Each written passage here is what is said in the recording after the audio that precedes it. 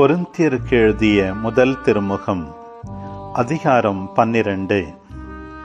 சகோதர சகோதரிகளே, தூய ஆவியார் அருளும் கொடைகளை குறித்து பார்ப்போம்.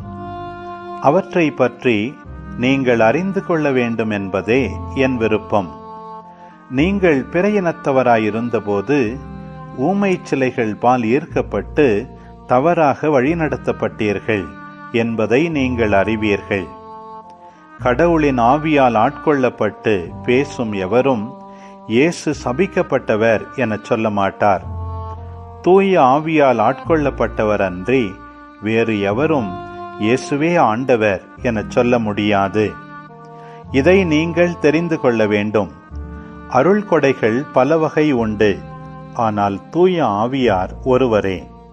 திருத்தொண்டுகளும் பல வகை உண்டு, ஆனால் ஆண்டவர் ஒருவரே.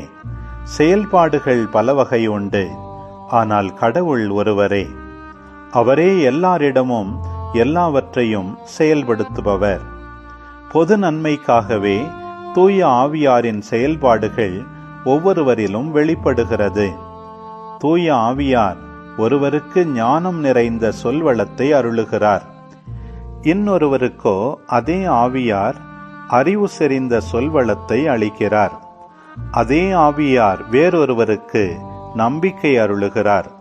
அந்த ஒரே ஆவியார் மற்றொருவருக்கு பிணி தீர்க்கும் அருள் கொடையையும் அளிக்கிறார்.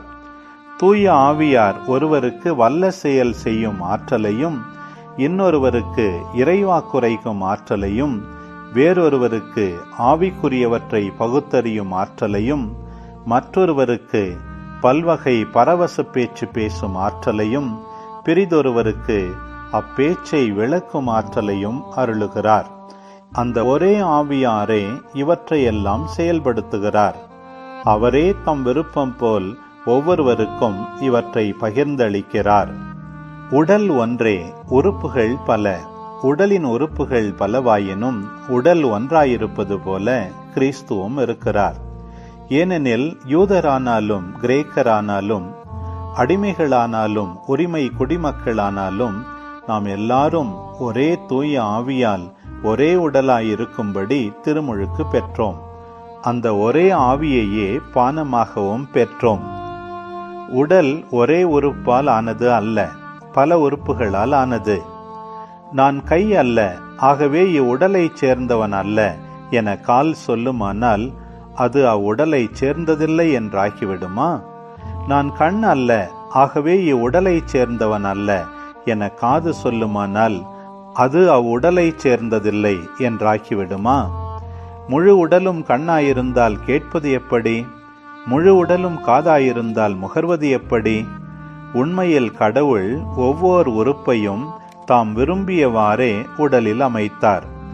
அவை யாவும் ஒரே உறுப்பாயிருந்தால் உடல் என ஒன்று இருக்குமா? எனவேதான் பல உறுப்புகளை உடையதாயிருந்தாலும் உடல் ஒன்றே.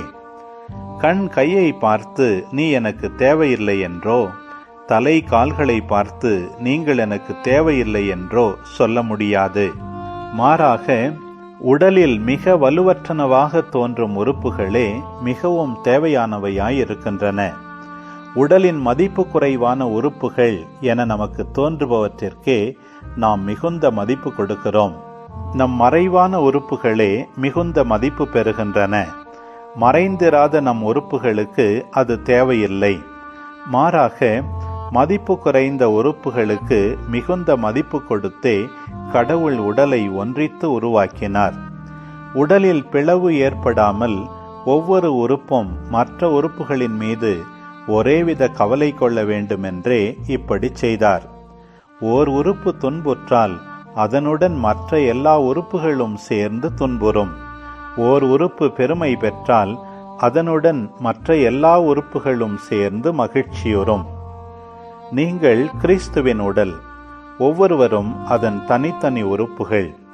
அவ்வாறே திருச்சபையிலும் கடவுள் முதலாவது திருத்தூதர்களையும், இரண்டாவது இறைவாக்கினர்களையும், மூன்றாவது போதகர்களையும், பின்னர் வல்ல செயல் செய்வோர்களையும், அதன்பின் பிணி தீர்க்கும் அருள் கொடை பெற்றவர்கள், துணை நிற்பவர்கள், தலைமையேற்று நடத்துபவர்கள், பல்வகை பரவச பேச்சு பேசுகிறவர்கள் ஆகியோரையும் ஏற்படுத்தினார்.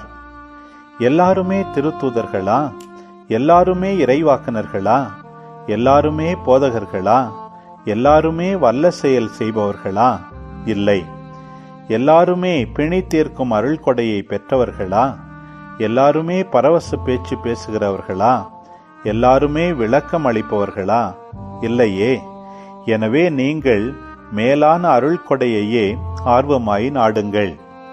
எல்லாவற்றையும் விட சிறந்த நெறி ஒன்றை நான் உங்களுக்கு எடுத்து காட்டுகிறேன்.